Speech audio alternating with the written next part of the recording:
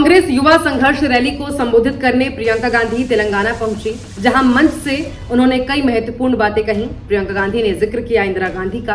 उन्होंने कहा कि लोग मुझे यहां नई इंदिरा अम्मा कहकर पुकारते हैं, मैं इसे गंभीरता से लेती हूं, मुझे ये मेरी जिम्मेदारियों का एहसास कराती है। प्रियंका ने आगे कहा कि ये बताता है कि आज भी तेलंगाना के लोग इंदिरा गांधी को कितना याद करते हैं। वो चाहते हैं कि फिर कोई नेता ऐसा आए जो उन्हीं की तरह उनकी मदद करे। प्रियंका गांधी उस दौर की बात कर रही थी जब इस देश में झूठ, फरेब और नफरत की राजनीति नहीं हुआ करती थी।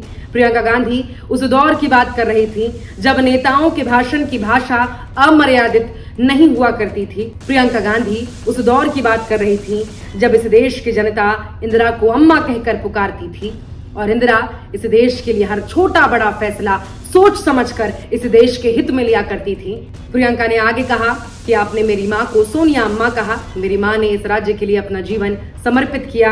आपकी जानकारी के लिए बता दें, साल 2014 में तेलंगाना अस्तित्व में आया था। अपने भाषण के अंत में प्रियंका गांधी ने उस राजनीतिक दल को भी निशाने पर लिया जिसके कारण आज भी तेलंगाना विकास की रेस में पीछे रह गया है। प्रियंका ने और क्या कुछ अपने भाषण में कहा, आप सुनिए। आज आप यहाँ पे जब मुझे कहते हैं कि मैं इंदिरा अम्मा जैसी एक नई इंदिरा अम्मा हूँ, ये हल्की बात नहीं है बहनों और भाइयों, ये हल्की बात नहीं है।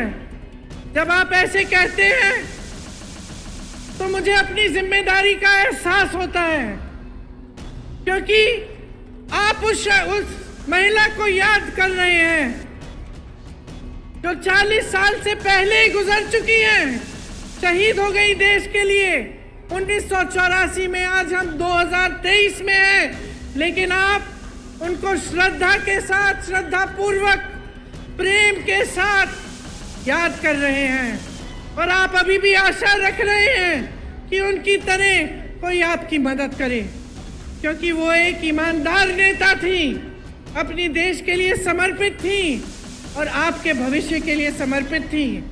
तो जब आप ऐसा कहते हैं तो मेरे मन में एक बहुत बड़ी जिम्मेदारी का एहसास होता है कि आपके सामने खड़े होकर मैं ना झूठे वादे कर सकती हूँ, ना झूठी बातें बता सकती हूँ, और आपके सामने जब मैं खड़ी होती हूँ तो ईमानदारी से मैं सच बोलना चाहती हूँ और मैं यही कहना चाहती हूँ जिसमें आपकी भलाई है।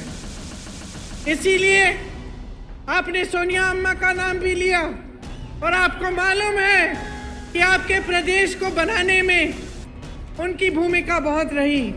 मैं उनकी बेटी हूँ।